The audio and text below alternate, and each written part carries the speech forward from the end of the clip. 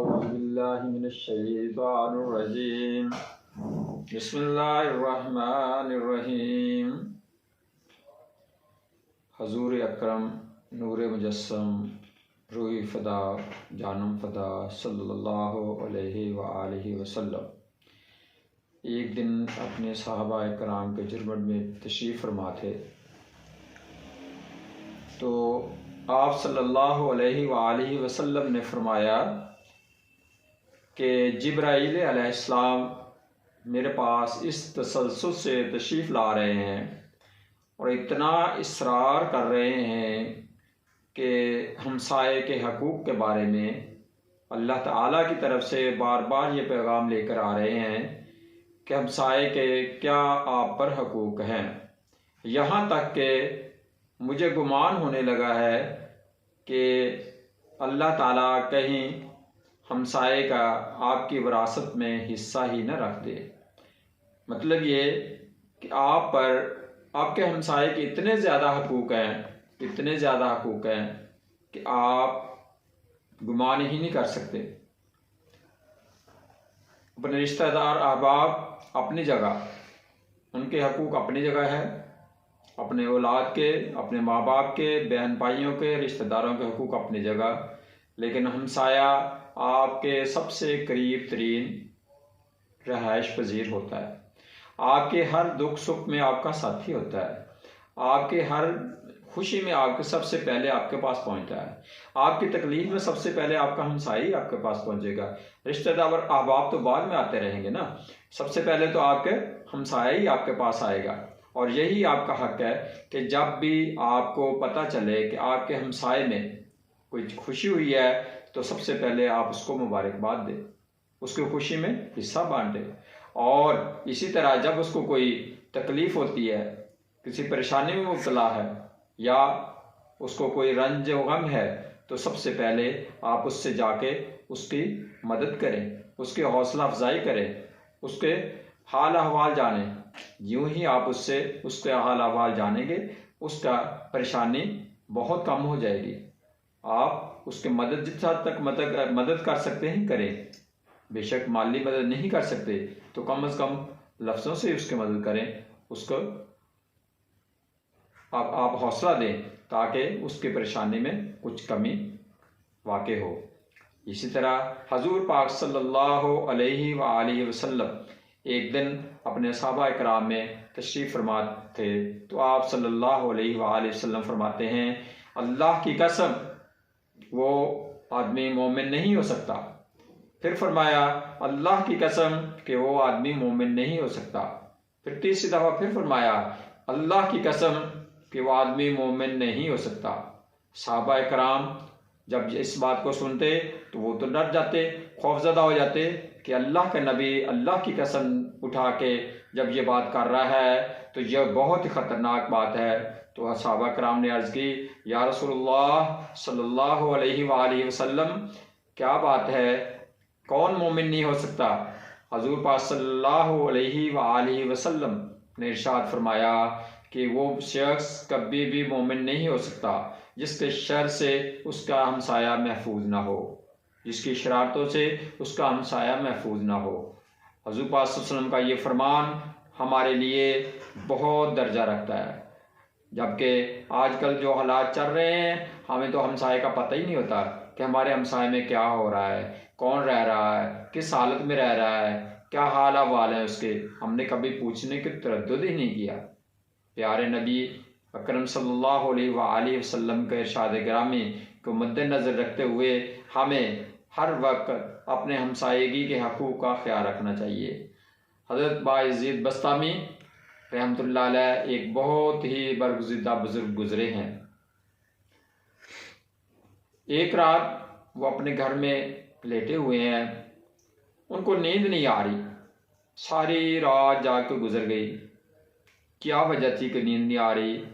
वजह ये थी कि हमसाये में एक बच्चे की रोने की आवाज़ आ रही थी। जब आपको कब किसी के रोने की आवाज़ आती है और ख़ास तौर पे एक बच्चे के रोने की आवाज़ आ रही हो और तसलसल से आ रही हो, मुसलसल आवाज़ आ रही हो, तो आपको नींद कहाँ आएगी? और इन जैसे बुज़ुर्गों को तो फिर वैसे भी नींद नहीं आती। सारी रात उन्होंने जाग के गुजारी। सुबह उठते हैं, नमाज पढ़ के फारिग होके अपने हमसाए में तशरीफ़ ले जाते हैं। उनका दरवाज़ा नॉक करते हैं और पूछते हैं। अंदर से एक औरत की आवाज़ आती है, कौन है?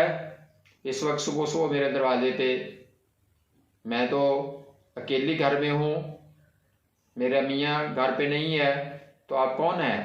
तो हज़रत बायज़ीद बस्तामी रहमतुल्लाह अलैह फरमाते हैं कि मैं आपका हमसाया बायज़ीद हूँ। मैं इसलिए आया हूँ सुबह सुबह, ये इसलिए तकलीफ़ दी है कि सारी रात आपके घर से बच्चे के रोने की आवाज़ आ रही थी, तो मैं ये पूछने आया हूँ कि क्या वजह है कि आपका बच्चा क्यों रो रहा है और सारी रात क्यों रोता रहा है। वो औरत जवाब देती है कि ऐ बायज़ीद, हम यहूदी हैं, मेरे घर में आज बच्चे की पैदाइश हुई है, बहुत गरीब है, मेरे मियाँ काफ़ी अरसे से गया हुआ है, घर से बाहर है और घर में कोई खाने पीने के लिए चीज़ें नहीं छोड़ के गया, थोड़ा सा गल्ला छोड़ के गया था, वो हमारा ख़त्म हो गया। बच्चा पैदा हुआ है तो मेरे घर में लाइट जलाने के लिए, तेल लेने के लिए कोई रकम नहीं थी ताकि मैं घर में रोशनी कर सकूं, और मुझे लगता है कि मेरा बच्चा इस अंधेरे की वजह से मुसलसल रोता रहा है, क्योंकि मेरे पास ऐसी कोई रकम नहीं है कि मैं तेल भी खरीद सकूं, तो इसलिए मैं सारी रात ऐसे ही जाग के गुजारी है, बच्चा रोता रहा है, मैं उसके लिए कुछ नहीं कर सकी। हज़रत बायज़ीद बस्तामी रहमतुल्लाह अलैह बहुत रंजीदा होते हैं, बहुत परेशान होते हैं, अपने घर में तशरीफ़ ले जाते हैं। वहाँ पे उनके घर के लिए खाने पीने की अशिया, उनके ज़रूरत की चीज़ें खुद ला के उस औरत के हवाले करते हैं। कहते हैं कि ऐ मेरे हमसाई, अगर आपको मज़ीद भी किसी चीज़ की ज़रूरत हो तो मुझे बताइएगा, मैं आपकी खिदमत के लिए हर वक्त तैयार हूँ। और फिर उसके बाद आपने अपनी एक आदत बना ली कि रोज़ाना उसके घर तशरीफ़ ले जाते, उससे पूछते कि किसी चीज़ की ज़रूरत तो नहीं है, अगर किसी चीज़ की ज़रूरत होती तो वो फ़ौरन उसके घर में पहुँचा देते। आहिस्ता आहिस्ता उसके घर में खुशहाली आ गई, खाने पीने के लिए चीज़ें आ गई, पहनने के लिए कपड़े आ गए। बड़ी खुश औरत थी कि हमारे हमसाए में एक मुसलमान एक गैर मुस्लिम की इतनी मदद कर रहा है, जबकि हमारे अपने जो हैं अहबाब रिश्तेदार जो हैं वो हमारी कोई मदद नहीं कर रहे हैं, जबकि मेरा खामिद जो है काफ़ी अरसा से गया हुआ है, उसने भी कोई हाल अहवाल पता नहीं लिया हमारा। कुछ अरसे के बाद उसका मियाँ जब वापस आ रहा होता है तो उसके पास अब भी कोई ख़ास रकम नहीं होती, कोई माल नहीं होता, तो वो बहुत परेशानी में रंजीदा होकर घर की तरफ तशरीफ़ ला रहा है और घर में दाखिल डरते डरते दाखिल होता है कि मैं अब अपने घर वालों को क्या मुंह दिखाऊंगा, मेरे पास तो कुछ रकम नहीं है, मैं उनके लिए क्या लेके जा रहा हूँ, इतने अरसे के बाद घर जा रहा हूँ तो मेरे पास कुछ भी नहीं है। जब घर में दाखिल होता है तो देखता है कि घर में हर तरफ खुशहाली है, खाने पीने की अशिया मौजूद है, कपड़े भी मौजूद हैं, बच्चे भी खुश हैं, तो वो हैरान परेशान हो जाता है कि ये क्या बात है, ये इसको कहाँ से पैसे मिले, इसको कहाँ से रकम मिली, कहाँ से गेहूँ मिला, कहाँ से इसको कपड़े मिले। वो अपनी ज़ौजा से पूछता है कि क्या हुआ, कहाँ से ये सारा कुछ माल मुता आ रहा है। तो वो जवाब देती है कि हमारे हमसाए में एक मुसलमान बुज़ुर्ग रहते हैं जिनका नाम बायज़ीद है, वो एक रात जब मेरे वहाँ बच्चे की पैदाइश हुई तो उन्होंने बच्चे के रोने की आवाज़ सुन के आए और उसके बाद से आज तक हमारे सारा जो है कफ़ालत वही कर रहे हैं। वो बड़ा परेशान होता है, बड़ा हैरान होता है और कहता है कि एक मुसलमान एक गैर मुस्लिम की मदद कर रहा है, उनको पता नहीं है कि हम यहूदी लोग हैं। उसने कहा जी मैंने खुद बताया था कि हम यहूदी हैं, लेकिन इसके बावजूद वो मुसलसल हमारी कफ़ालत कर रहे हैं। उसके दिल में आता है कि मैं जाकर उनका शुक्रिया अदा करके आऊँ।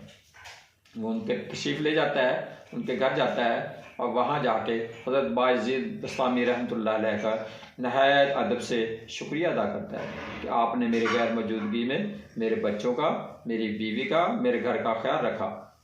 तो हज़रत बायज़ीद क्या जवाब में फरमाते हैं, आप फरमाते हैं कि ये मैंने कोई एहसान नहीं किया, ये हमारे आका प्यारे नबी सल्लल्लाहु अलैहि वसल्लम का फरमान है कि आप अपने हमसाये का ख्याल रखो, उसके हकूक़ का ख्याल रखो। तो मैंने तो अपने आका रूही फ़िदा, जानम फ़िदा सल्लल्लाहु अलैहि वसल्लम की बात पे अमल किया है। ये तो मैं तो आपका शुक्रगुजार हूँ कि आप लोगों ने मुझे खिदमत का मौका दिया है, मुझे हुज़ूर पाक सल्लल्लाहु अलैहि वसल्लम की बातों पे अमल करने का मौका दिया है। कहता है कि हम तो गैर मुस्लिम हैं। आप रहमतुल्लाह अलैह फरमाते हैं कि हुज़ूर पाक सल्लल्लाहु अलैहि वसल्लम ने कहीं पे भी यही नहीं फरमाया कि आपका हमसाया अगर मुसलमान है तो तभी आपने उसके हकूक़ का ख्याल रखना है। कोई भी आपके हमसाए में रहता है उसके हकूक़ उतने ही हैं जितने मुसलमान के हैं और जितने गैर मुस्लिम के हैं। जब वो यहूदी ये बात सुनता है तो उसके दिल में एक राहत, इत्मीनान ज़ाहिर होता है और वो कहता है कि ऐ बायज़ीद, जिस नबी के तुम औलाद हो, जिस नबी के तुम उम्मती हो, मुझे भी उनके जलवों में परो लो, मुझे भी उनका उम्मती बना लो। मैं भी आज कलमा पढ़ के मुसलमान होता हूँ। अपने बच्चों समेत वो कलमा पढ़ के मुसलमान हो जाता है और मुसलमानों जैसे ज़िंदगी गुजारना शुरू कर देता है। क्या अजीब वाक़या है कि एक छोटे से अमल करने से, हुज़ूर पाक सल्लल्लाहु अलैहि वसल्लम की एक हदीस पे अमल करने से एक पूरा कुंबा मुसलमान हो जाता है। अगर हम अपनी ज़िंदगी में हुज़ूर पाक सल्लल्लाहु अलैहि वसल्लम की बताई हुई बातें उन पे अमल करना शुरू कर दें तो उनके फ़यूज़ व बरक़ात ताहियात हमारी ज़िंदगी में, हमारे इर्द गिर्द के माहौल में, हमारे बच्चों में पूरी नेमतों के साथ नाजिल होंगे। अल्लाह ताला हमें अपने हमसायों का, अपने रिश्तेदारों का, अपने अहबाब का ख्याल रखने, उनकी मदद करने और उनके खुशी और गमी में शामिल होने की तौफीक नसीब फरमाए और हमें हमेशा हमेशा के लिए इस पर अमल की तौफीक नसीब फरमाए। आमीन। व मा अलैना इल्लल बलागुल मुबीन।